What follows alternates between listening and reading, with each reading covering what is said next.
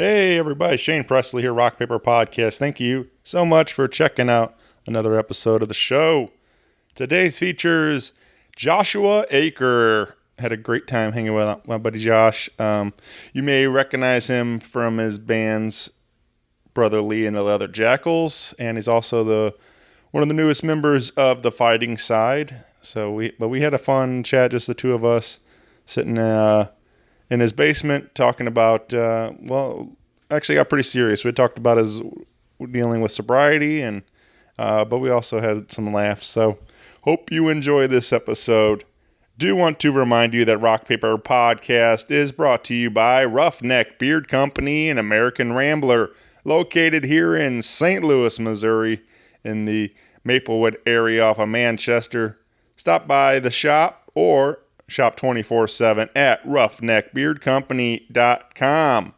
Use my code RPP15 at checkout for an exclusive 15% off your purchase, including all your favorite beard oils, your beard balms, your junk powder, or any of their fine grooming products. You know, during the hot summer months, it may be tempting to shave, but did you know that having a beard can keep you cooler in the hot summer heat? Beards provide protection from UV rays and keep sweat off your face so you can keep cooler longer in the hottest heat. Just make sure to keep your beard clean with Roughneck's house-made beard bar. All natural soap with milled oats and African black soap cleanses amazingly without stripping away your natural oils. And if you do decide to shave it off, do it with American Rambler's amazing pre-shave oils and Miracle Tonic Aftershave. Either way, they've got you covered. Find it all at roughneckbeardcompany.com, and don't forget that code RPP15 for 15% off. That's a really great way to help support local business and support this show. So thank you for everybody that's been out there using that code. And if you'd like to continue to support this show, another great way to do so would be stop by the Buy Jack merch store. We got merch store set up at buyjack.com/rockpaperpodcast. You can head over there and pick up all your little Shaney t-shirts, your tank tops. We got some nice hats up there. All of that will go a long way to help support this show. So thank you for all those that are out there rocking their little Shaney shirts. Makes me laugh every time I see those out there. So thank you, everybody. And don't forget, August 21st, got a big old show happening over at the Focal Point in Maplewood, Missouri. It's reviving the singer-songwriter storytelling showcase, bringing along Andy Sito from Denver, Colorado, along with St. Louis's own Nick Gussman, Anthony J. Russo, and Karen Choi. 4 riders, 4 stools, 4 guitars, and all the stories behind your favorite songs. Join us August 21st at the Focal Point. $11 tickets in advance, $16 at the door. Tickets can be purchased at thefocalpoint.org. And with all that out of the way, sit back, relax, and enjoy this brand new episode with Joshua Eaker. A podcast is kind of like it's like a radio show that's not on the radio. It's on the internet. Does that make sense? Uh-huh. Yeah. That's also like my mom. It makes it sound more confusing, doesn't it? It sounds like this. Greetings and salutations. My name's Josh Eaker, and you're listening to Rock Paper Podcast. Rock Paper Podcast. Scissors beat paper, paper covers rock. Rock beats scissors, Shane covers non-stop. Never know what new kind of guest that he's got coming at you. Live and direct on the spot. Could be rock, folk, country, or hip-hop, jazz. All kind of folks that he has. Could be an artist or a comedian to make you laugh on the Rock Paper Podcast. Double-decker fudge round, rolling round town. Shane coming at you live and direct from ground zero. He's your hero, he's your bestie. Rock Paper Podcast with Shane Presley.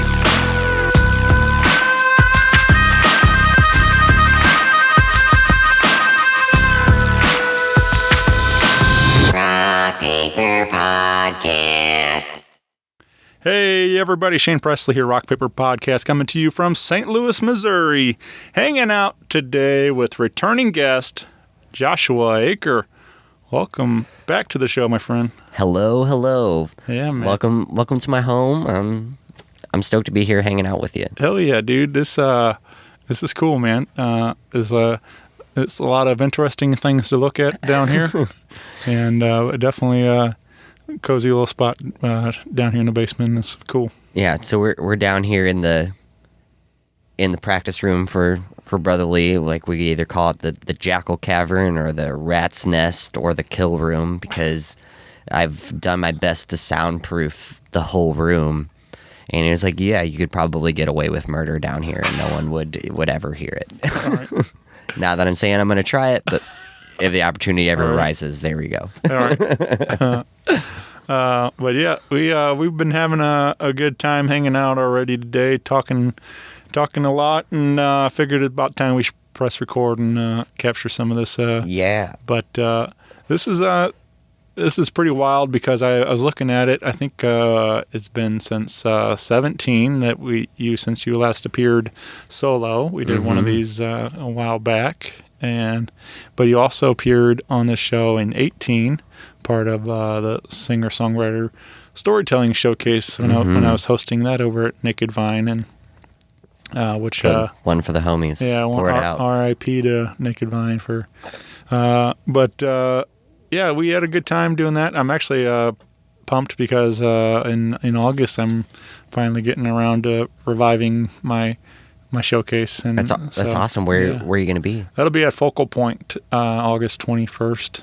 I don't know if I've ever been to Focal Point. That's the thing. A lot of people don't know about it. And it's over in Maplewood, Okay. and it's a nice little quiet, intimate singer or something. It's perfect for this kind of thing. That's what they do. There are a lot of listening room stuff. So that's and they do a lot of like more kind of folk, old timey type of stuff. And, like Ryan Koenig plays over there a lot. That's what's up. He does a lot of the booking and things too. And so, but yeah, really talented people. But Brother Lee would probably not. Probably wouldn't work. Probably wouldn't be playing there very much. So. But yeah, man. So it's I'm excited about that though, and hopefully we can continue it and keep revive that showcase and get back to doing it monthly like I was. So yeah, and that was really such a special thing. Getting to. I've known Emily Wallace for years, but getting to sit down and, for lack of a better word, be very vulnerable. Yeah. And like hear her stories as well, and then Kevin as well. I had never met Kevin before that night, and now, like I really hold him to high regard. As well, and and you made that happen, and it was. I think that concept of the showcase is really an important thing, and it's very cool. Yeah, that's one of my favorite things to hear, man. Like putting. Sometimes it's friends, and then and those nights go really well because they can all play off of each other so well. The jokes and things and everything else. Like I did one with it was hilarious as well. Yeah. I did one like with Dave Maness and Zach and Jesse from Old Capitol. Yeah. And like of course they all have long history together, and like so the stories and the jokes and everything else going back and forth was just so good. But then in the same sense, I love putting three random strangers together. Yeah. Which I know them all, and I know their stories, and I think that they would play well together. Yeah. And sure enough, once they start playing, they start they realize how much they all have in common, even though they're from different parts of the city or whatever, and they never really run into this same circle. So it's a really neat networking tool that I like to use. So totally. But yeah, it's fun, man. But that's one of my biggest things when people mesh on the stage and then they realize, we should work together, we should do more shows together, become friends and everything else. It's neat, man. But it's very neat. Yep. Or I see people meeting just through through the podcast, like wearing shirts or whatever and stuff. Like I hear those stories and like, I don't know. It's just, I feel, makes me feel good that, you know, my friends are meeting each other even if I'm not there and stuff too. So yeah. Well, and going to your shirts too, like, you know, since I make your shirts, I get to see who's ordering and everything like that. And so whenever you first came on board and we kind of had that conversation of like, you know, as cheesy as it sounds, is like, I know I'm not just making t-shirts. It's like for every t-shirt, that's a person. Sure. Right. And, you know, you think about the love and support that's going into all of it. And I don't know, it's very cool to be able to make shirts for you and be able to spread that love. And well, I appreciate all the hard work. It's been cool to be a part of the BiJack team over there. So hell yeah. Yeah, man. Hell yeah. But I thought we just caught up the other night, but I ran into you at Gramophone a little while back. Mm-hmm. That was such a pleasant surprise, and you know, see you and Stacy, and just joshing around.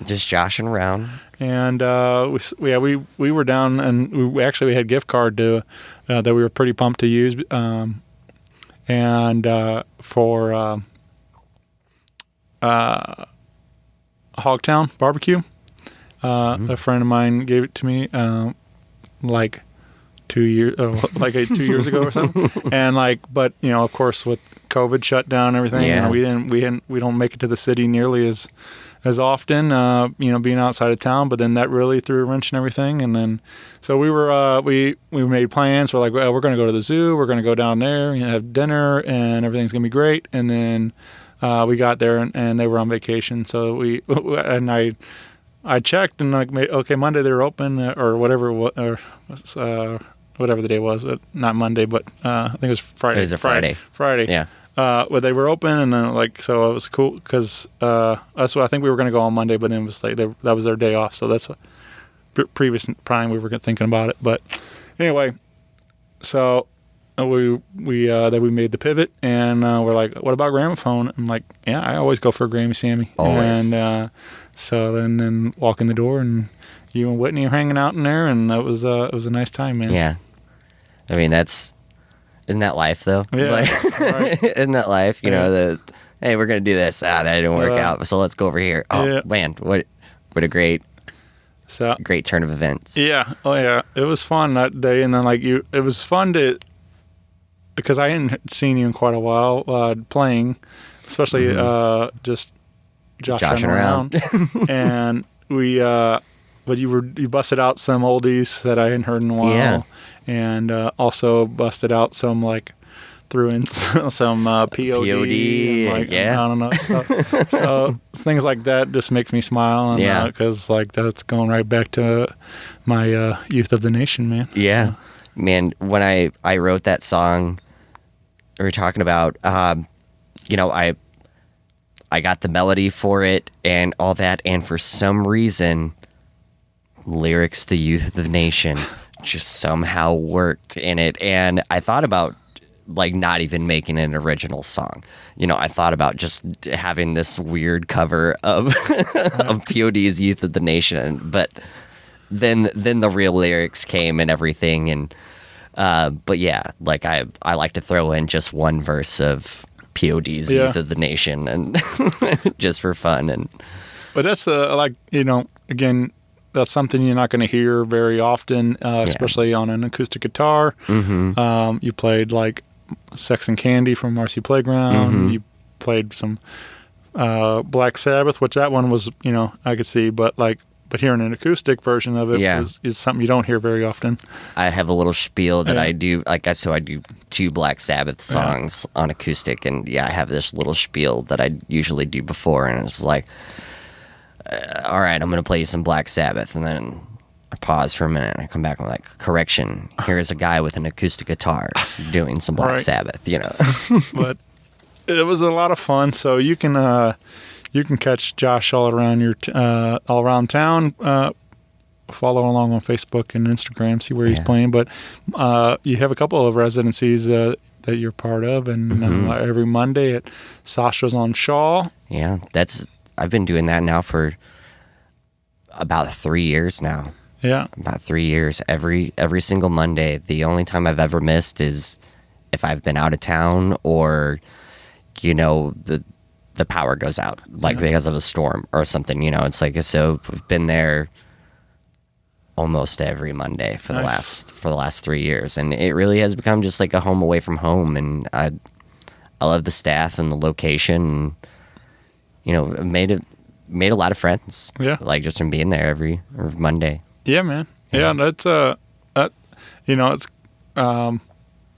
it's a little different, but, I was working, Wednesdays at, Oyster Bar with Sean Cannon, and he had, prior to, being shut down with COVID and everything, he did 6 years in a row on, Wednesday nights down there. Yeah. And again, it's the same thing. You watch like these Wednesdays got bigger and stronger all the time. More people catching on to it all and stuff. But it was fun to be a part of that also as an employee and and just being there. But it was just you watch. But it's something about the consistency when people know hey, Josh is here every Monday. Let's make a thing out of it. And I got to give such thanks to Sasha's as well, because Sasha's was the first gig that I did back from COVID.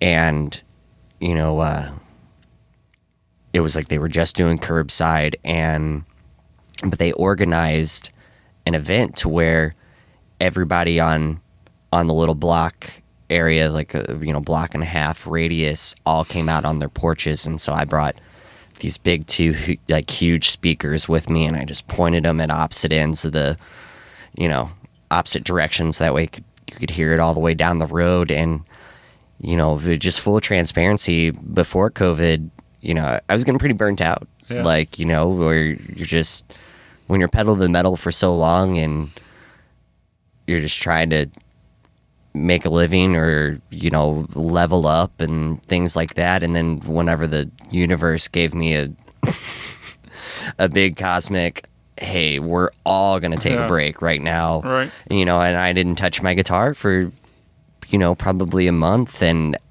I started to have like a little existential crisis about it, of just being like, man, am I even really, what am I doing this for? Am I really truly, am I really truly like passionate about this and everything? And then whenever I got that call to, hey, do you want to come play for the neighborhood? And I did it, and I didn't realize like how much I needed it too. And so I have to give Sasha's just such the biggest thanks for reigniting the passion, and really, I don't know, it did me a lot of good. And I saw the good that it did for the people on the block too.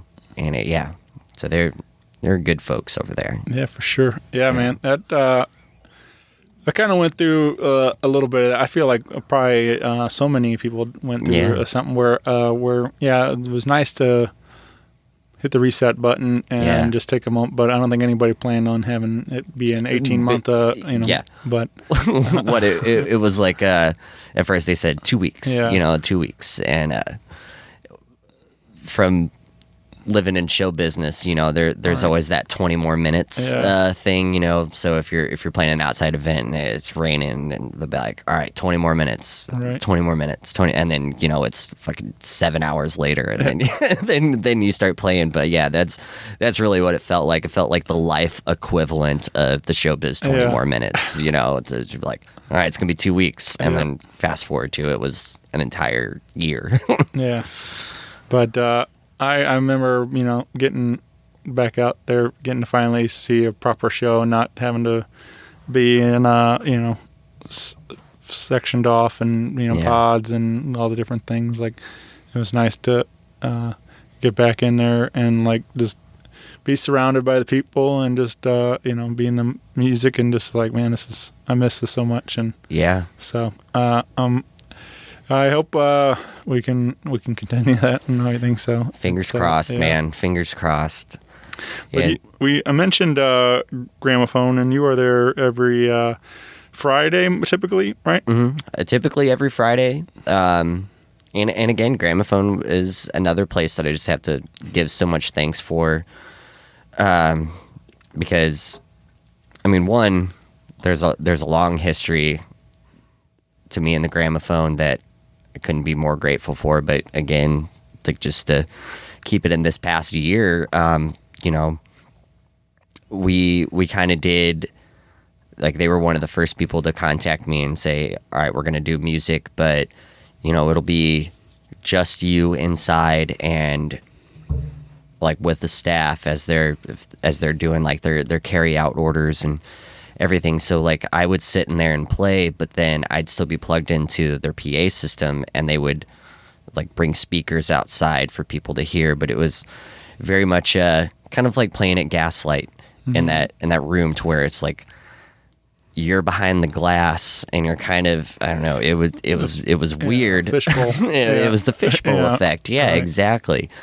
And but again, I was just so grateful for being able to do it. And man, this past year was really a real eye opener for a lot of things. But you know, since I just joshed around for a lot of it, and like I was very fortunate to find those places that were supportive and conducive and safe to do it. And you know, like we played a lot of wineries and stuff, like where we played outside and all that. But it was a great thing for being a musician, especially someone who writes their own music, to just kind of step away, and then I'd play all these songs that people knew. Like, okay, for example, I play You Are My Sunshine, and I would talk to people and they'd be like, oh my gosh, you know, I danced with my daughter at her wedding to that song. My mom used to sing that to me when I was a kid, you know, to go to sleep and stuff like that. So just being able to give people some peace and some, even the remembrance of a different time, or you know, it was so humbling of just kind of taking the personal ego out of it, and we're like, here's my art, I hope you like it, to just being like a facilitator of a distraction and reminiscent of pleasant memories in their lives, you know.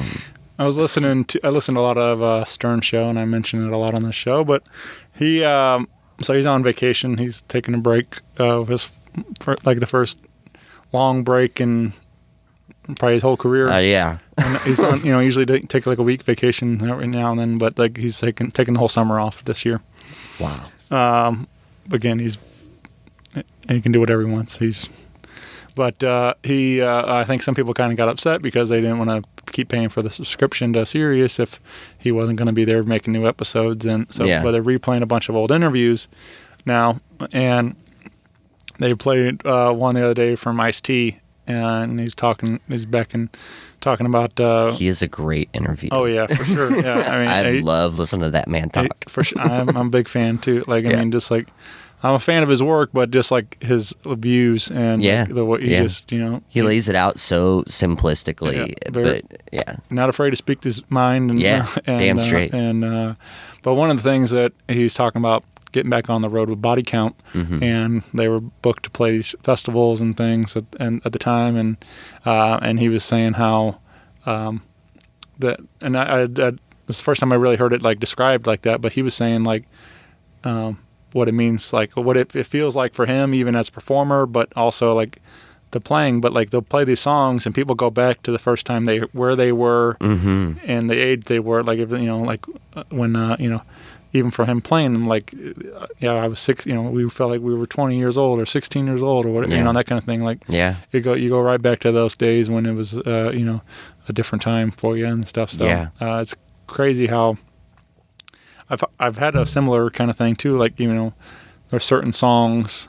that I'll put on, and it'll take me right back to when I got my license and I'm 16, cruising with my buddies in the car and stuff. Like those are the songs that were the soundtrack to that era of my life. And it's absolutely, and it's just fun how music can time travel with you like that. And like, well, they say sound and smell is the greatest, you know, sensory Yeah. What is the word I'm looking for? Yeah. Triggers. Is a trigger. Yeah. Sensory just, trigger. yeah. That's it. Right. And yeah, completely. Like you smell a moldy basement, and you're like, oh, I'm back at my friend Billy's house, and where we would listen to music, all those things. Sure. I heard a great story about Chris Christopherson, who he's one of my heroes, and he's starting to suffer from dementia and like early sets of like Alzheimer's and everything. And but whenever they're talking to him, he's just like not really with it. But a song will start to play, and he'll just be he'll be completely normal. He'll remember where he was in 1972 and be able to tell you this very detailed story and all that. And music is magical, man. Yeah. Oh, Music is magical. Yeah. Yeah. That's all that stuff's just, it's pretty wild. That's, I don't know. It's been documented obviously very well from a lot of people, but it's just like, so much of that, like, I feel like a lot of these songs are like enhancers too. Like, there's certain ones, get me every time, make me cry if I hear them, or make me want to laugh, party, and all this stuff. So yeah. One of the things I wanted to ask, like I was kind of speaking of that, like I don't know if you got an answer right off the top of your head, but what is the last song that made you cry? When you have one that comes to mind? I think probably just off the top of my head, Bell Bottom Blues by Derek and the Dominoes. Yeah. And it has to do with my mother. And she passed away about 10 years ago now, but she was a child of the 70s, and she loved bell bottoms, and she at the time of being a young man, very embarrassing.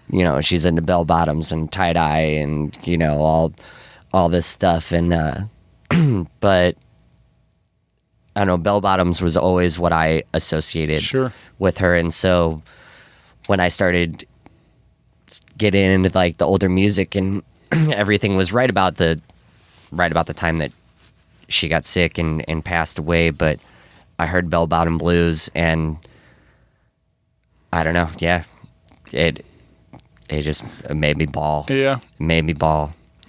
Yeah, it's that's very similar for me. There's Tyler Childers' Follow You to Virgie song, and there's a lot of lyrics in there that really hit hard. And I remember first time I hearing it, like as things were getting bad and coming to an end, I remember like just wrecked me, man. Like, yeah. And I was like, those lyrics like all just like really hit hard at the time, and I still do. Still every time I now it's like that they go hand in hand now. Yeah. Every time I hear it's gonna bring up those memories and stuff. Yeah. And it's not that the song is ruined, mm-hmm. but it definitely just forever has this little thing that will forever just be sad about it. Yep. Yeah.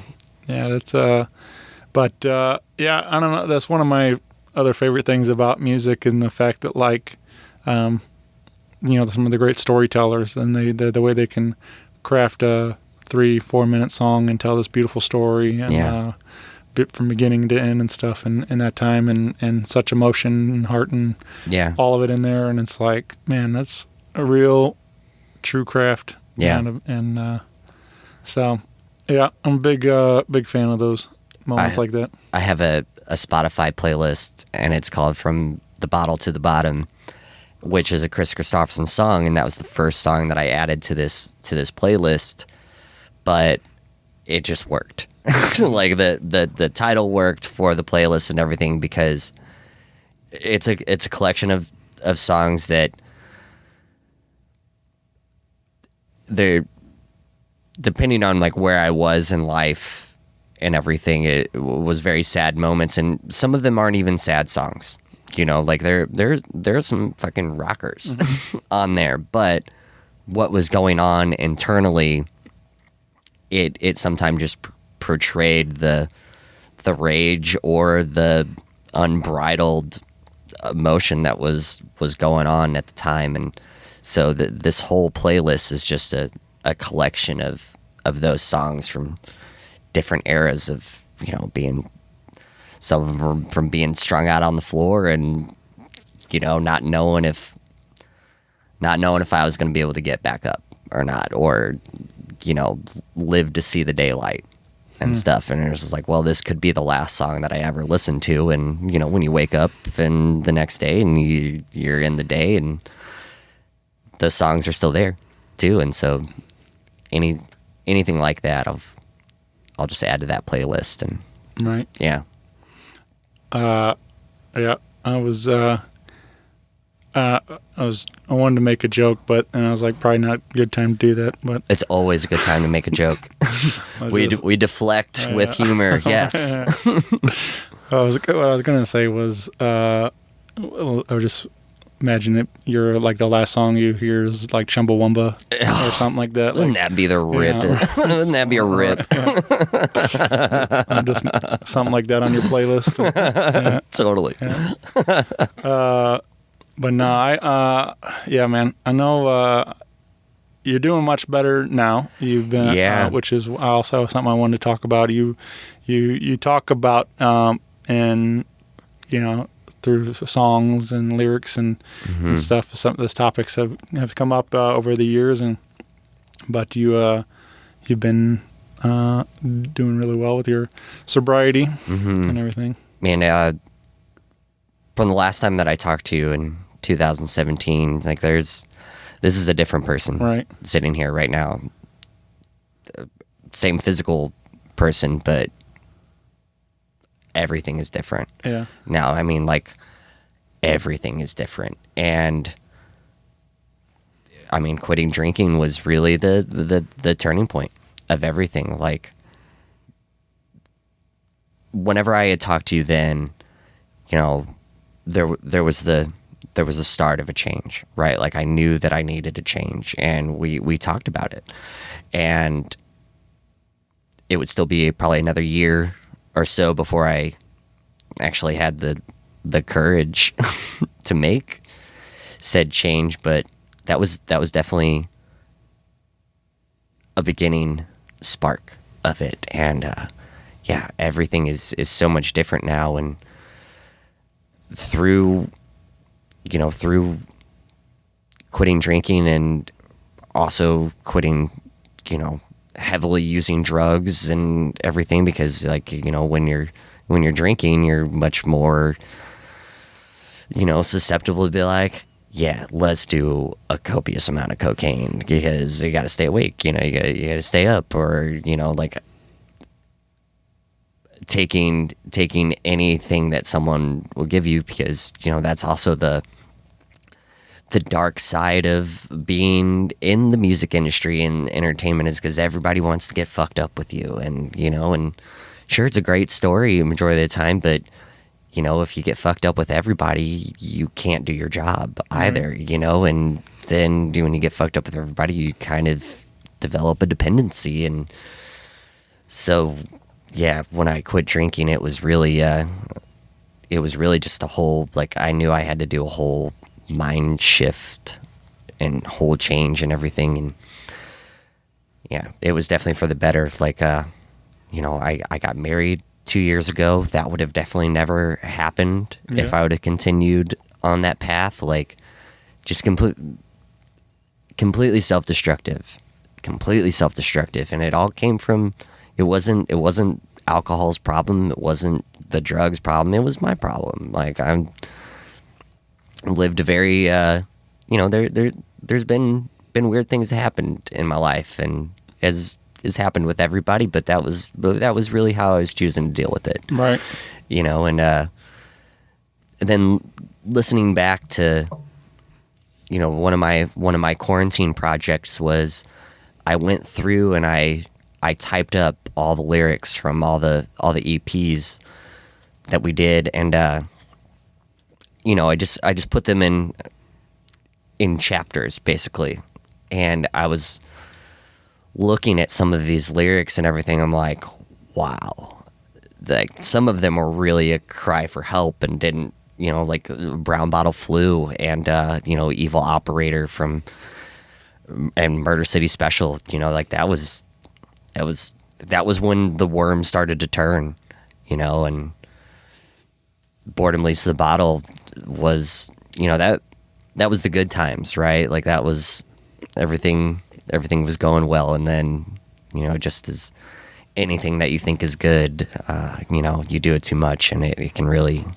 turn on you and get out of control. And to where, I was, here's part of my history at the Gramophone is, I was working there at the end of my before times, and I was putting fucking American honey in my coffee in the morning, and just to like beat my hangover, but also be able to deal with things like that. And and so whenever I decided to make that change, I still continued to work in the kitchen of the Gramophone, but I really decided I just needed a whole new shift, and they were so supportive about it. Like that I had already been playing there beforehand, but they gave me a couple extra days, just to help me supplement my income and all that. And I decided I wanted to do music full time, and I thought, okay, I'm a musician. I've been playing in and around St. Louis for the last 15 years. I know plenty of people I can do this. Come to find out, the good paying gigs are not what I was used to doing, and so that was a whole other network that I needed to get into. And the people at the Gramophone were very, very helpful in that first initial dive into it. And I did that. I tried to just do music for about 3 or 4 months, and I wasn't able to make ends meet.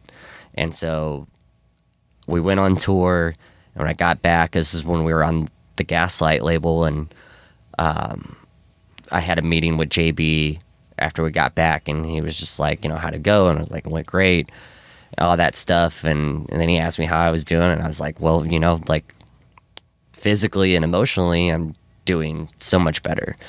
And I was like, but just having a hard time putting 2 and 2 together to get the rent paid. And he was just like, well, man, I got some work for you. I was like, word. And so that's where the warehouse at Gaslight came into play. I spent that entire first summer. So I quit drinking in January 18th of 2018. And so that first summer, I just spent back there in the warehouse, like cleaning it all out. Like, he ran a contracting business out of there. So there was just, and also Justin Mills was building amps out of there and everything too. So there was literally just like sawdust up to your shins back there. And, it was a wreck. And so, it took me an entire summer of just laying it down back there. But it was great because I got to listen to podcasts and music, and I discovered 2 podcasts that really helped me through that big first hump as well, and which was Mark Maron's WTF and Dax Shepard's Armchair Expert. They're both have been in the program and shit for a long time, but I knew the program wasn't for me, so it was like I was able to get those nuggets of wisdom and encouragement through that, and working back there in the warehouse and being able to physically work, like basically do workouts every day and just sweat and get my endorphins going, and then hear those words of encouragement. I mean, it gave me that boost and helped to get me through. And but so after I finished the warehouse, JB had a breakfast meeting with John Beebe at By Jack, and John was like, hey, my business is growing. I'm looking for some help. Do you know anybody? And JB was like, hey, Josh is trying to do something different with his life. And he goes, that might be your guy to talk to. And Brother Lee had been with By Jack for a couple years at that point too. And so I was familiar with John. We had a good rapport and all that. And he just called me up one day and he's just like, hey, I need some help. Do you want to come give this a try? And I was like, I would love to, And we were like in his apartment over off McDonald over here on the south side, and we just got to working, and we did that for a few months, and partnered up with Chris Denman and Beth, who runs like Red Saw Publicity, and they formed Midcoast Media, and we moved into the Zach building in Midtown, which is formerly Plush. And now we're like a fully functioning business. And, yeah, man. But again, that's like just one of those domino effects of decided to make this change, and then being able to be reliable and trustworthy. And so these people vouched for me and gave me a chance, because beforehand I've always tried to be a good person, but not always reliable and not always trustworthy.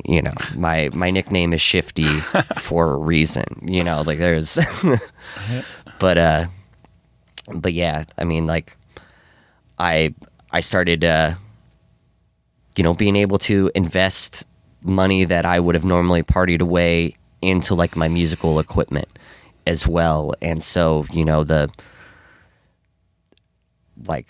I don't know, like before I was duct taping stuff together and, wasn't sure if when I first started doing the like just joshing around stuff, I would always show up at least an hour early just to troubleshoot my equipment, because I didn't know what was gonna work, or if I was gonna have to, possibly run home and grab something different, things like that. So it was like I started investing in myself a lot of the money that I would have normally just partied away. And man, it's been awesome. Like I was able to get a van and everything too, and pay for said repairs on the van when I need it. And it's been nice just being able to be a little bit more financially stable because of smart decisions, being able to be reliable and trustworthy to people. And just the reliableness and the trustworthiness, I think, is the best benefit of all of it, but yeah, I mean, I'm proud of you and I'm happy for you.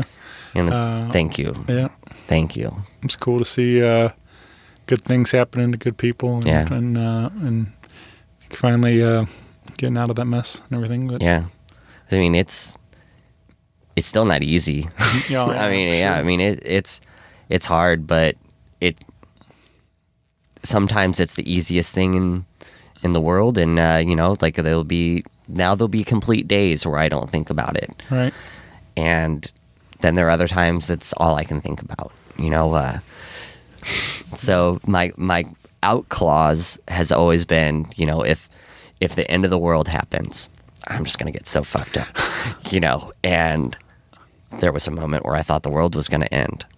So on that first big supply run that we did, like, Brother Lee was on tour like the week leading up to shut down as well. So we're racing it home, we're in the van and we hear about the first confirmed case in St. Louis and all that. And, we got home on a Friday and shutdown was on Monday. And so Sunday night we go to Walmart and we're just like, Whitney and I are stocking up on all these supplies, and I grabbed a big jug of Carlo Rossi wine.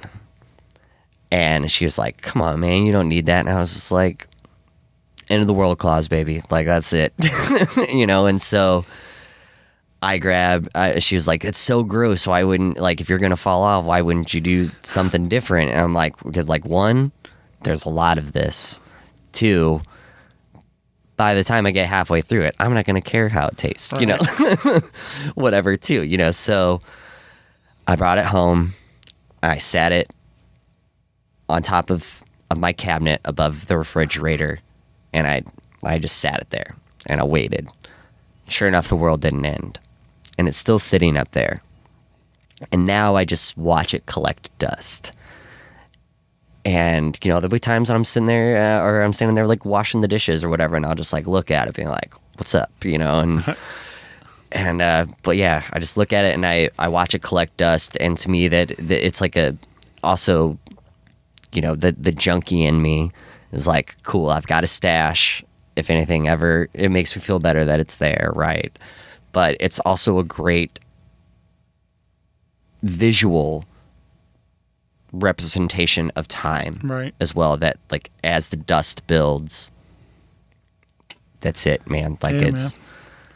Yeah, obviously, it's very different, but there's so much that you are saying that I relate to with my own journey that we talked a little bit about it before we clicked record, but you know, trying to get myself right too, like but mine was always you know, sweets and soda and junk food and like all those other terrible shit for me, and but there's so much, like I had you know, I left soda, I had some sodas, I quit drinking Mountain Dew and like 2 months ago, and like I left it there in the fridge and like just walk by and give it a middle finger and totally, like, man, like, that's it. I'm stronger than you. Yeah. I don't need you, and like, and that's right.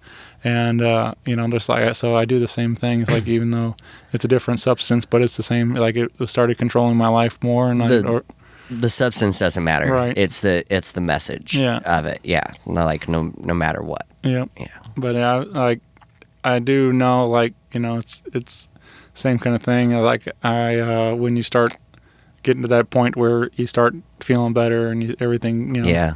It's like it's nice to when those you start seeing the results of all that and stuff. Yeah. So, but yeah, I'm trying, man. But again, every day it's like it's a constant thing, you know. So, well, I'm super proud of you as well. Thanks, dude. Again, like, you know, we just did one of these with the Fighting Side on Tuesday, and as I said, when I walk in the basement, I was like, there's been a change happening, you know, and it's obvious, and I'm super happy for you. Thanks, man. Super happy for you. I don't know. It's just it was that time, you know. I'm sure you know, it was probably a moment where you were wherever and you were like, that's it, I'm done.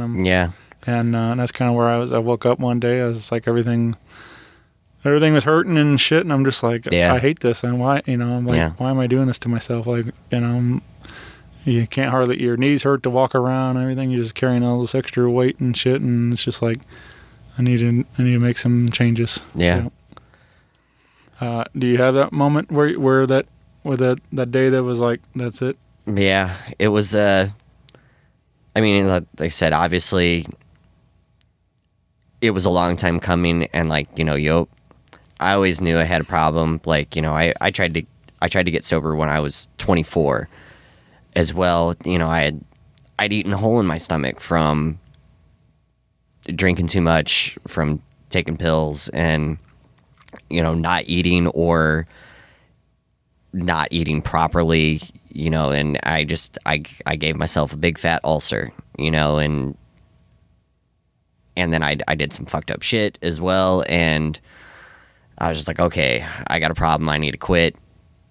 I quit for 3 months, and then, you know, it's like I fell off and I was right back to it, and so it'd be another 4 years before I gave it another try. But, you know, that whole time, that whole 4 years was like, it was always in the back of my mind of like, you're fucked up, bud. Like, you know, you're fucked up and you're doing this all for the wrong reasons and everything. And, but yeah, like my last week, there was a lot of things that happened that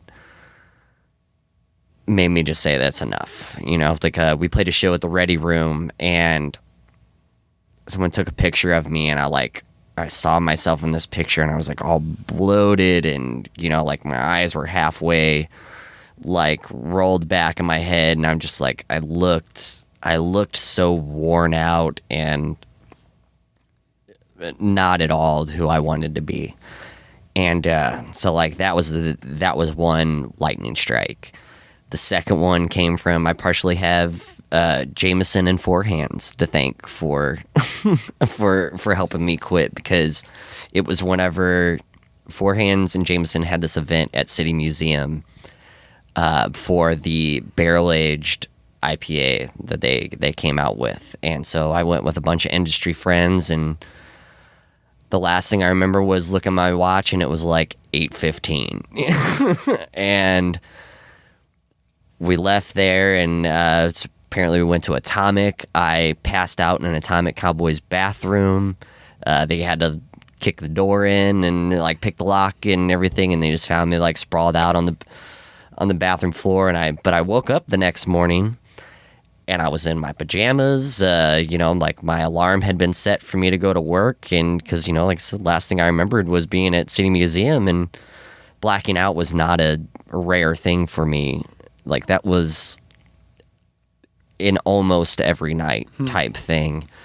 And I thought, okay, cool, I did it. You know, I did it. I was successful. And then my sweet, loving wife, Whitney, politely informed me, oh no, that's not what happened at all. And, you know, it's like I started to really feel the weight of being a burden on everyone too. And, you know, just having to, you can only say you're sorry so many times before sorry doesn't mean shit anymore, you know? And my wife Whitney is such a wonderful person, and she's so supportive and is truly my soulmate. And I knew I was going to fuck that up, like if I didn't make a change. And so that night, after the Jameson experience, I went to a friend of ours owns a family restaurant that's been around for a while, and we went there after hours, and I passed out like on the bar, woke back up, continued to drink, and at that time too, you know, Whitney didn't have a car, and I drove a manual, like I drove a stick shift, and so I was having to drive us around everywhere, and I put us in danger so many times, and it's like one of the biggest regrets in life that I have. And I remember driving home that night and just being like, this is so fucked up. Like, this is so fucked up. I was like, I'm either gonna kill somebody else, or I'm gonna get fucking arrested. Right. And, you know, the cheapskate in me as well was like, I can't afford a fucking DUI lawyer, or, you know, the fines and everything like that. So that next morning when I woke up, I was basically like, I'm gonna cash out before I fucking owe the house anything. And man, it was so fucking scary though, because I just built my entire identity around getting fucked up, you know, like I built a religion out of it, and then I just became a withered prophet that was doing no good to nobody. And but yeah, that was, you know, and I, like, everything leading up to that week as well, like I was drinking because I was socially anxious as well, but then, you know, you drink too much and then you can't talk to anybody anyway, and, you know, so I was just having a lot of, it was like just this big culmination of the feelings and emotions, and realizing that I was really fucking up. And so I just decided to quit, and man, yeah. Detoxing was hard, but that when I had decided to quit too, Brother Lee had also booked time to, like, we booked an Airbnb in a cabin down in Arkansas to start writing the Beware of Brother Lee album. And it just so coincidentally happened that was like 4 days before, or 4 days after I decided to quit drinking. So I'm still like I'm still shaking. I'm still like, because the physical ailments of detoxing is tough, but something a lot of people don't talk about is like the mental anguish that goes into it too, where, you know, like insecurities are so high, and, you know, your dreams are crazy and vivid, and, you know, basically like you're Haley Joel Osment from The Sixth Sense, or like I'm fucking seeing dead people, you know, and having conversations that I shouldn't. And she said it was more than just booze that I was detoxing off of, but it was. But yeah, so we go down to this cabin down in Arkansas, and my bandmates are some of the best friends that I could ever have, because during that time, you know, like we were all just going so hard. Like that was like what we did. That was the religion. And they knew I was going through it, and none of them drank that whole weekend. We just like, you know, we just smoked weed and fucking wrote this album, and we played music for like 14 hours a day for 4 days straight. And like, I couldn't be more grateful to them as well for helping me get over the hump, because I wasn't expecting them to do that. You know, like I made that decision that was, you know, like I still have to be out in this, you know, like I still have this life that I've chosen, and booze and alcohol and drugs are everywhere in that lifestyle. Right. So, you know, and I'm enough of a, I don't know, I don't want to ruin anybody's good time either, you know, like I don't want to be the kid that makes everybody self-conscious about, you know, what's going on either. So, you know, I was completely ready to just deal with it, you know, and so they were so supporting of, yeah, and we got so much work done, like while we were there. Like that was really an eye-opener for all of us, that we could be more productive when we were fucked up, you know, like who would have thought? And yeah, but it really worked out. And you know, Danny's gone through spouts to where he doesn't drink, and you know, it was really this weird chain reaction that happened with, like, once I quit, everybody else kind of slowed down a little bit. And you know, it's like, sure, everybody's still kind of getting fucked up, but not to the extent of what we were. And I mean, maybe that's age as well. Maybe that's, you know, just being like, man, hangovers fucking suck. You know, like I shouldn't drink so much, you know, and all that. But you know, I had someone who inspired me, John Helwig. He's the drummer for Foxing. Because that was like a reason why I didn't quit before, is I was like, man, I'm in this, like how do I stay away from it? And then I saw him do it, and I was just like, man, if John can do it, because we were working together at Layla beforehand, before I went to the Gramophone as well, and I saw him do it, and I was just like, man, John can do it, I can do it. Yeah. And then, you know, Tom started well-being just a few months probably prior to me quitting drinking as well. And so then this whole like surgence of, hey, you don't have to get fucked up to have a good time. Right. And, you know, it was like also not that, but just like being able to take care of yourself emotionally and physically and all that. Like I lost 35 pounds after I quit drinking too. Like, you know, I started drinking water. I started, you know, because the only time I ever drank water before was, you know, at 6 a.m. when I'd wake up and I'd have, you know, what we call desert mouth, you know, and you're just so dehydrated all the time. But, you know, it was like I started shedding that and started to physically feel better. And then it was like I saw a lot of people start to take that path as well. And I don't know, it made me really, really happy. Yeah. Made me really happy. Yeah, man. One of those, another one that that come to mind is we mentioned earlier Emily Wallace. She's been man, kicking ass too in her sobriety. Kicking ass. So kicking ass. It's great to see. But I think she mentioned something about how like she had people say stuff like, "Yeah, we're gonna get so fucked up when you're 1 year or whatever or something like that." You know, and it's like that's you don't get it. Like no, I'm not going back. I can't. Yeah. And like it's that's the thing. It's like so much of that is like being in this world, this industry, and everything else. Like these, like I've never had really an issue with it, but like working in the bar, like everybody's like, "Hey, can I get you a shot? Can I get you a beer?" I'm like, "No, exactly. I'm good. I don't. They're like, "Really, you don't drink?" And I'm like, "No, I'm good. I don't. Like I can have one and not. It's all right. Every now and then I'll have a drink, but it's like just. But so much of it, people feel like they have to, and it's like, so. Well, another great testament to the people at the Gramophone as well, like.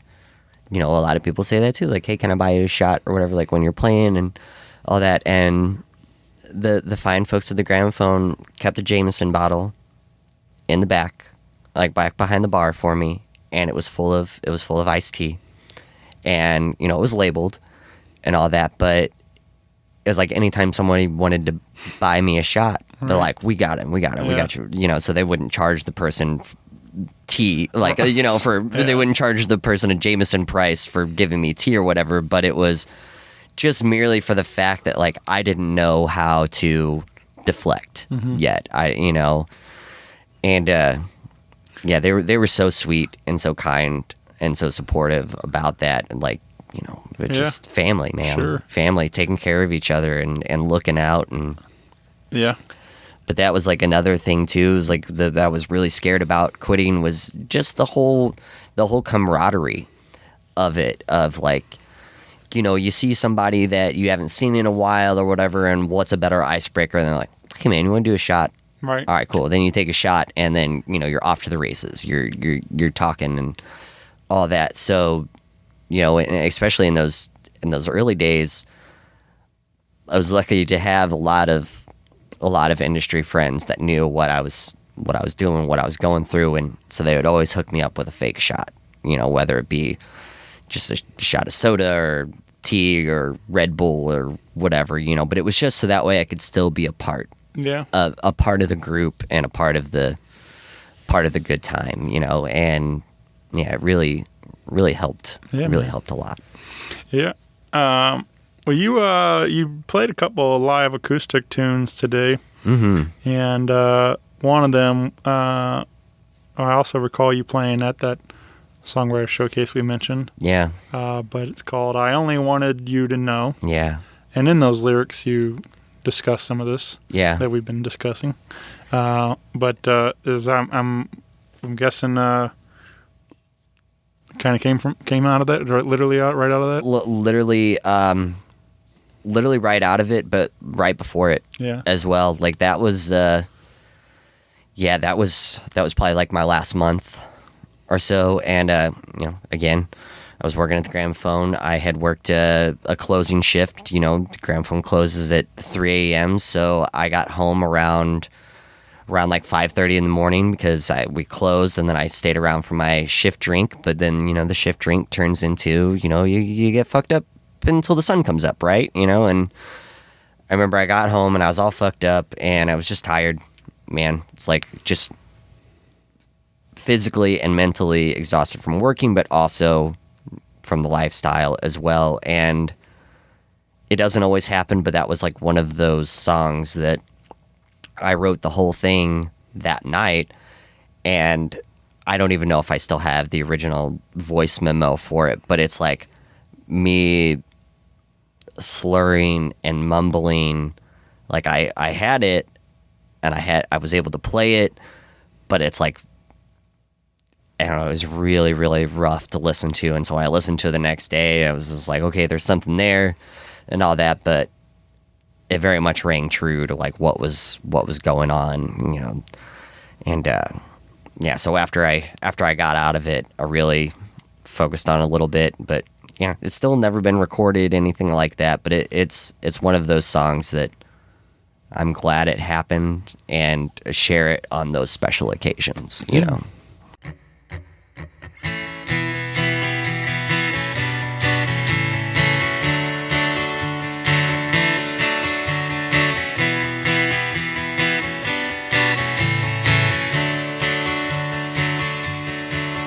I always leave my car at all my favorite bars. It's the only thing that kept me truly on my guard. I have lines across my face, losing at this race. I'm crashing rather fast and I'm feeling pretty low. Only wanted you to know that I've been strung out since 20 years old, but I'm trying to get back, but it starts to take a toll.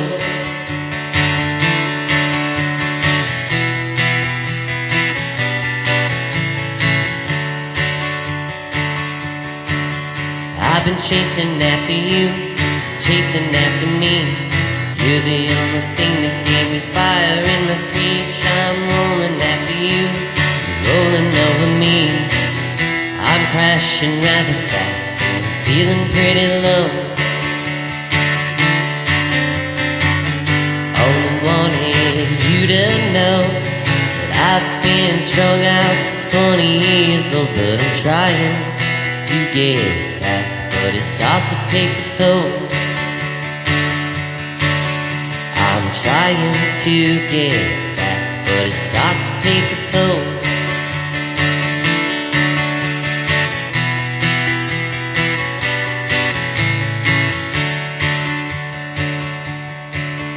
There's a stranger in my head, he's always seeing red.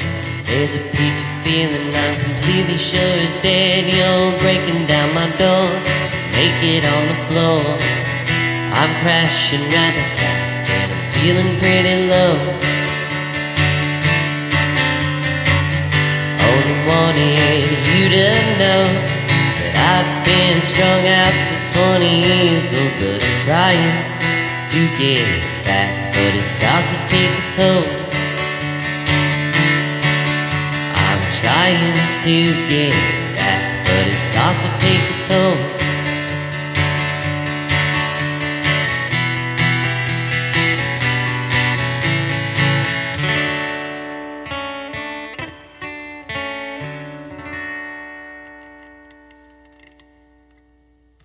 Yeah, man. Well, obviously that's you and your guitar, but we've mentioned Brotherly a bunch as obviously that's a big part of your life as well. Yeah. And you guys are throwing one big old party coming up, and it's going to be a fun night with all of our buddies. This is, I mean, I don't know, it's a great lineup for in a cool room. It's going to be fun. So it's Brotherly and the Leather Jackals, the Maness Brothers, and Yard Eagle getting loud and weird in Skatium on the July 30th. Yeah. So if you've never been to Skatium, it is lawless. It is the wild, wild west in there. I mean, it's kind of just in this lawless part of South City here. Like we're half a mile away from it right now, but yeah, it's kind of an anything goes situation. Even the guy that runs it and booked it is just like, people do a lot of weird stuff in here. Like, yeah, man, like for sure. Like I was telling you before we push record too, I saw somebody getting a tattoo on the counter for the concession stand, and but people bring like big wheels and scooters and like dollies and just basically anything and like skateboards and shit. Like anything with wheels is like a go there. But yeah, just come and have a good time and watch the spectacle and enjoy the environment of just being able to do whatever you want to do, man. Yeah. Man, that's gonna be I don't know. I'm really a big fan of all three of those bands, so it's going to be a cool night. We just played last night with Yard Eagle. I've been playing with the Fighting Side as well, and we had our big EP release last night. But yeah, I've been really enjoying listening to Yard Eagle. Like, I've seen him a few times just in the past month and a half, and it's been awesome. Yeah. Yeah. They. I've always been a big fan of Jacob and his playing, and And Matt Maher and Britton. Well, that's the thing is like that Yard Eagle is kind of taking on a whole new life now. Like, so it's like with all bringing those guys in, like it really solidified everything, and so it's really I'm excited to hear some of the new stuff they're working on and things because yeah, I had seen like an early incarnation of the band where I believe it was like Neil on bass and like the Hamilton brothers were like playing with them and everything. So this would have probably been maybe like a year and a half, or I mean, shit with COVID, I don't know. It's like might have been 2 years at this point. Like I don't know. Time has really gotten fucked up in that regard. But but yeah, it was like Brother Lee played our first show back at the end of May for the Gypsy Farm barbecue down in like southern Missouri, but Yard Eagle played as well, and so that was the first time that I got to like experience the solidified lineup of Yard Eagle, and I was just like, I was blown away. Like there was one point I was taking a piss in the woods and just listening to Baxter rip, and I was like, man, this is really cool. Really, really cool. Yeah. But yeah, it was just like being out there in isolation and in the middle of the woods, like there's nobody around, and so it was just like, it was loud, it was ringing through the trees and like through the valley, and it was really something special. I hope they put that on their album, great songs to piss to. Yeah. People write their books and they always have like the caption from the reviews and stuff, and like Josh Eaker says, well, he's pissing this is really cool. Yeah. Hell yeah. So hopefully that'll make the album art. Yeah. But yeah, they we got and then hopefully by the time it's booked, but haven't made a proper announcement. So hopefully by the time this comes out, it will be. But Whiskey War Fest, August 28th, is going to be another wild party. And, no doubt. And that'll be at South Broadway Athletic Club.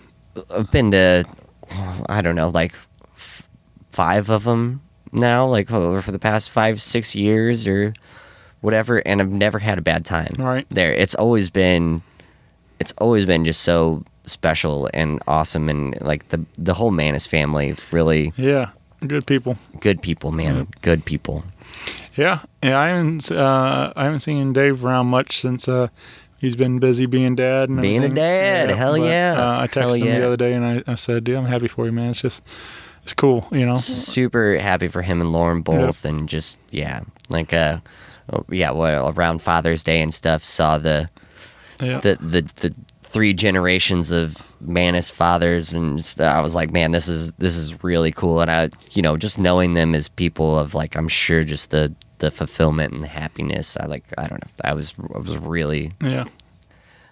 See, that's another thing too. After I quit drinking, I just got so sappy, man. Like so sappy. Like my heart has just really, really warmed up a lot. Like just the Grinch, it grew a lot more, and like cry at fucking, just like in Dumb and Dumber, like whenever they're crying at the phone, the phone commercial and stuff, like that's me now, like all the way, like yeah. So when I see things like that, and especially like people that I care about and all that, it's like it really is so wonderful. Yeah. I'm real bad about that too.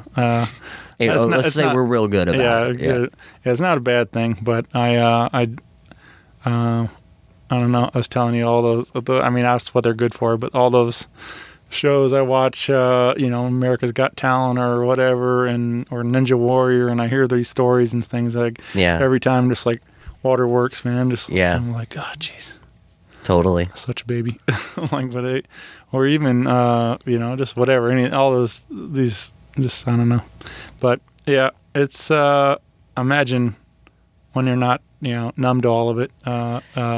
With covering substance abuse and stuff, it really starting feeling all these feels.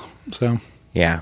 But it's I don't know. But yeah, I wouldn't change it. I mean, I'm glad I'm the way I am. But totally, as I said, it really is. It really is for the best, right? Because people that don't have emotions, they have a name for that, and they're called sociopaths and psychopaths, and so right. so that also is a nice reminder. Like when I'm sitting there crying about the dog seeing the soldier come home and stuff. I'm like, okay, cool. I'm a normal person. Like right. I have emotions. It's great. Yeah, yeah.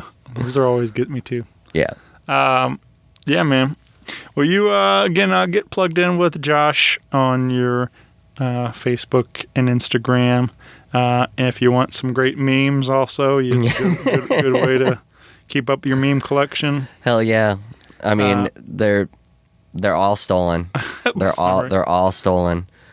But that was another thing too of just like whenever I decided to like really go for this of, I was gonna make events for all these places and all these things that I was doing, and I was just like, man, how many times do you see, you just get those invites to things and it starts to become a little too repetitious, right? And that was my back door to it. I was like, look, if I can just post something that will like even if you don't come to the fucking gig or not, it's like you're still just stopping to look at it, right? And you're just becoming aware of what's going on, Yeah. So it's the deflection through humor again. We did one more that I wanted to share today, and you told me that there's a little story with this one that I thought I wanted to hear, and we said we're going to save it for the show, so I want to make sure we get it out there on the record. But this is a song called "Fall from Grace."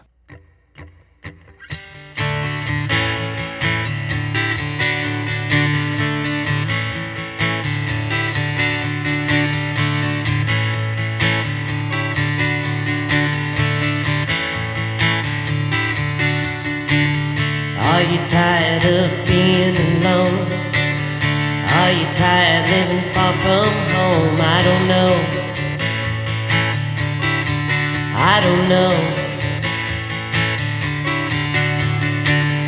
Are you tired of your fall from grace? Are you tired for goodness sake? I don't know.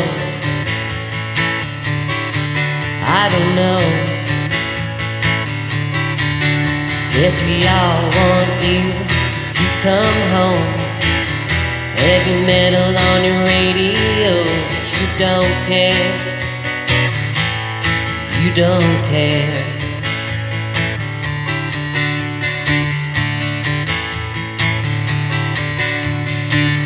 Move you down to the Sunshine State. Told all your friends you can skate, but you don't.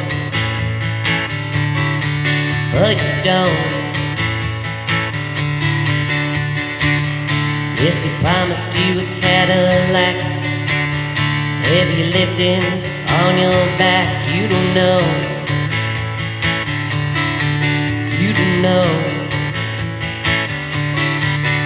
Yes, we all want you to come home. Heavy metal on your radio, but you don't care.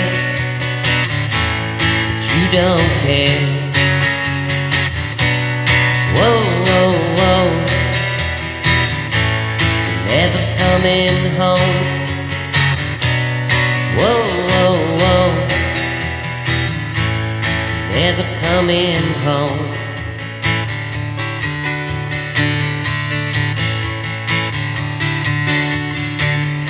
Are you tired of far from grace? Are you tired for goodness sake? I don't know.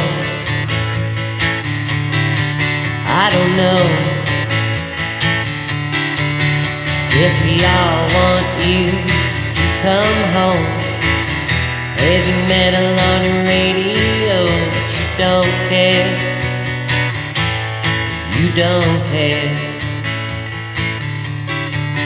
You don't care. You don't care.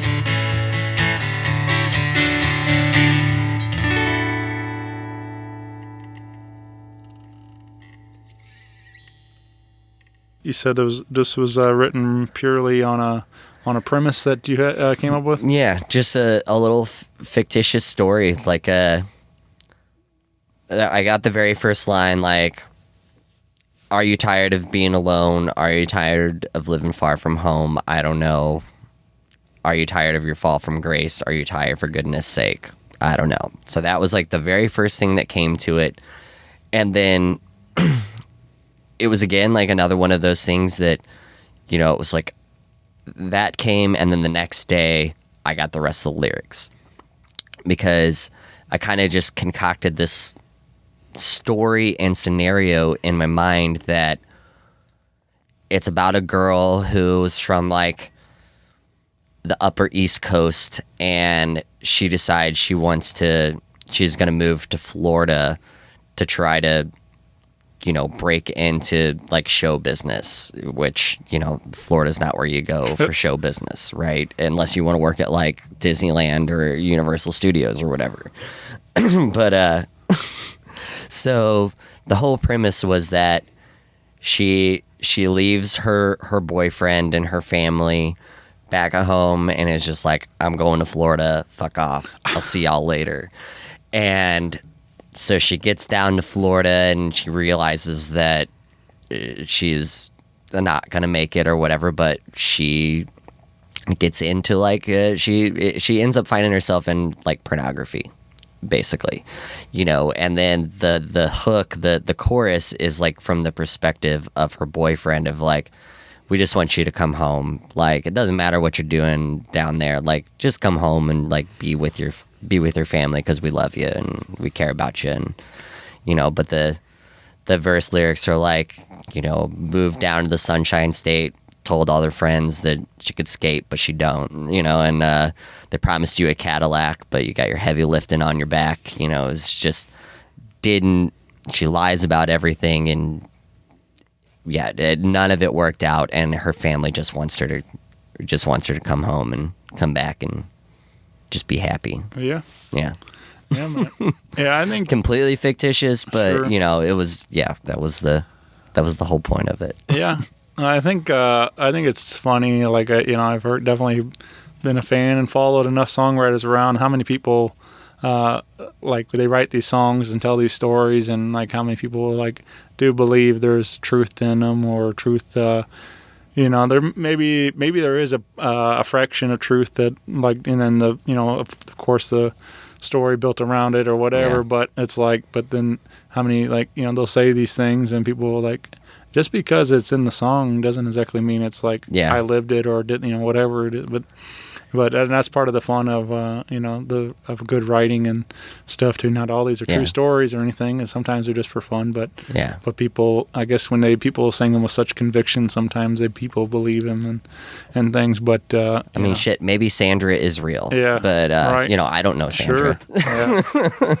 Yeah. But I don't know. I just it's interesting to me. Like an example, like I like to, you know, like I just saw Will Hogue, and he talks about it, but like how, like, you know, he'll write songs about his family, and then the next song will be about something about cheating or whatever, and, and it's like, and they're like, oh, you did that, and he's like, not all these are real stories, like, you know, it's just, you know, we can make up stories and make a song about that too. So totally, like you know, the Brother Lee song High Heels is about like a fictitious prostitute, right? You know, like, I don't know this prostitute. I don't know any prostitutes, but you know, that's like, it just you know, the scenario came up, and I was just like, okay, well, I'm just gonna write about this this lady who's sure, just going out and trying to get fed, trying to make some money to feed herself, you know, but yeah, I'm a big fan of your work, man, and I'm excited to hear what's coming up next. Is Brother Lee got some plans? Yeah, we didn't even talk about that. So we're in the middle of recording our 5th EP. Like, so we've got all the bass layers down.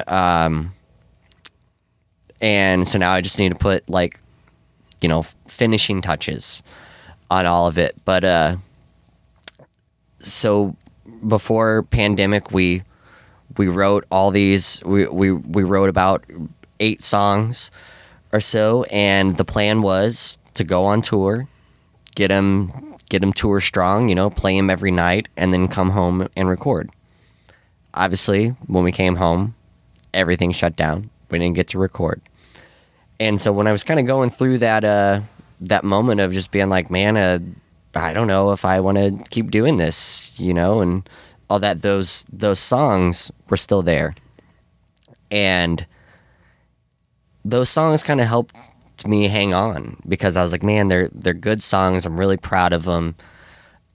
And I want them to be able to like be in the zeitgeist, at least. Like, I don't want them just to forever be gone or lost. So when it finally came time to like, talk about like doing brotherly practice and all that stuff again, I was like, okay, we should, revive these songs, practice them up again, and then we'll go and record them. So we're with Zach Gibbons over at Fat Buddha, and they do intern sessions on Sundays and Tuesdays, and basically we got to go in and help these kids also like learn how to record full bands, right? Because they Fat Buddha does like a lot of hip hop and stuff too, and so like a lot of these kids are basically just like learning how to set up a microphone and then work Pro Tools and all that stuff. But as far as like miking the whole drum set and like figuring out about room mics and miking amplifiers and all that, so it was really cool to be able to, one, record these songs, and then 2, to help these kids like figure out how to be engineers and be part of this learning experience as well. So that was really awesome. And but so we'll probably start releasing some, we're going to release them in like dual singles, because kind of like Beware of Brotherly, like they're going to be in pairs. Like we wrote little interludes for them, and there are a couple that stand alone, but so yeah, we're going to start releasing like little dual singles, and then afterwards we'll release it as one big culmination and stuff. But we're already working with James Jackson too on like working on music videos and stuff for him and all that. And yeah, so there's some stuff getting ready to come out for that. Yeah. I saw James, you guys got to open up for our good buddy Al Holliday. Yeah. And at the City Foundry, and that was a fun night for sure. Just and I first time seeing you guys in a real long time. Yeah. And but I saw James there shooting some video, and I had a double take. I didn't even you got a big old beard going, and he has this whole like Martin Scorsese 1973 thing going on right now. Yeah.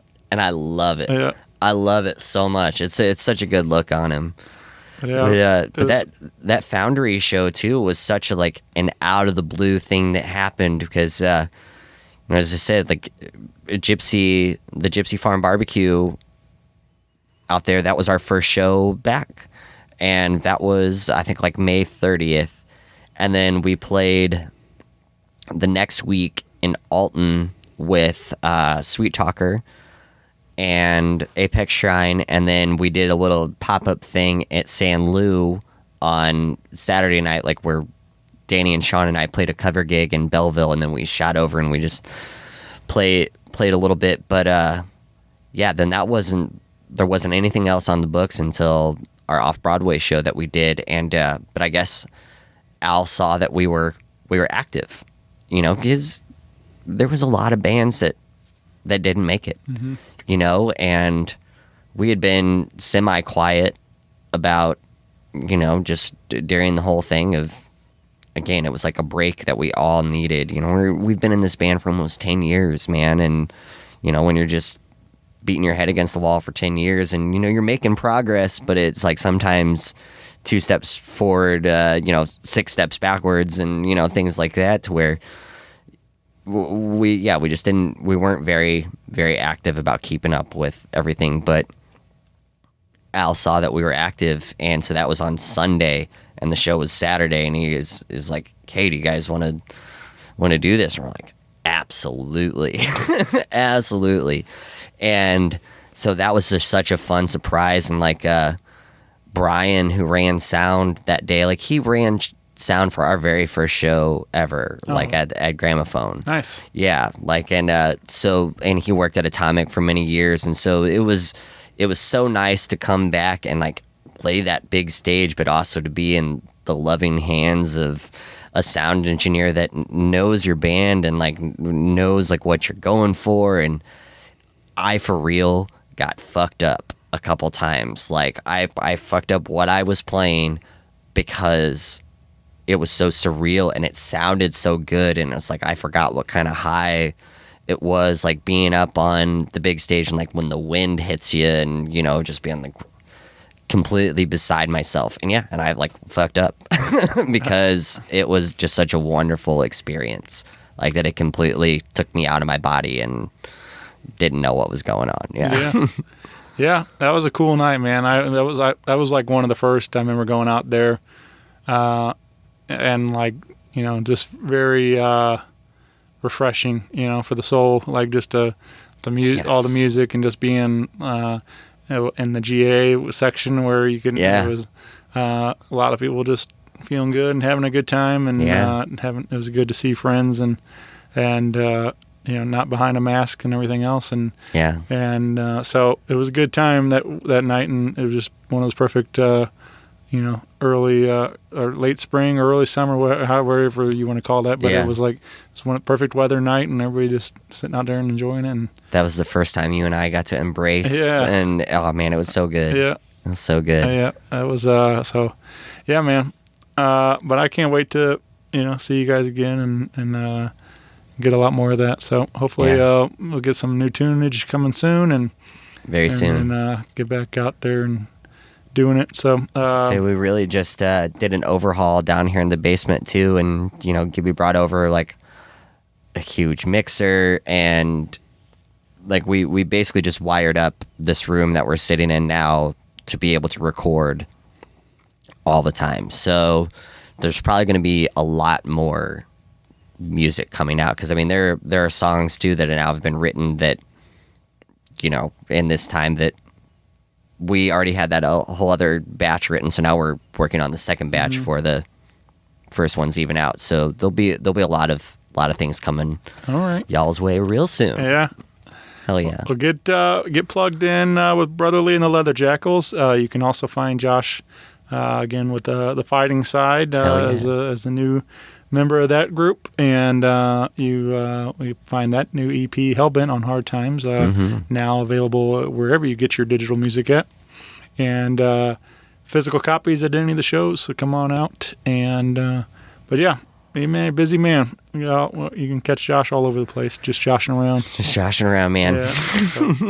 But I appreciate you doing this, buddy. This was a good time catching up, and I appreciate you opening up and sharing some of your stories, and I hope maybe somebody else that's dealing with it, maybe they can maybe benefit from it. And without a doubt, and likewise, because I mean I've said it so many times, but it can't be said enough that I mean you're a hero, like all the way. Like I mean you're the one that's giving us all these opportunities to tell those stories and to promote. Like you do so much for all of us, and I thank you.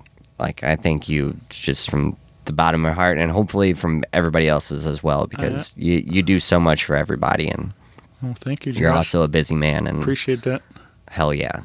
Yeah, man. Yeah, we need to throw another rager sometime, man. I remember I was just pulled up memories the other day when I brought you guys into the second birthday party at Oyster Bar. Yeah. And what I'm thinking about, what a cool night that was. And I was like, yep, We need to make that happen again sometime soon. Well, we might have to go under a different name because I don't think Brother Lee is ever allowed to play at Oyster Bar again. Yeah, we did a show after after the birthday party, and I think we rubbed some people the wrong way. And so maybe maybe we'll find another room, but we'll definitely have to do that again. That was a cool night. So. Yeah, We'll just call ourselves like Burger King and Leather Jackals or something like that. We'll find a way around it.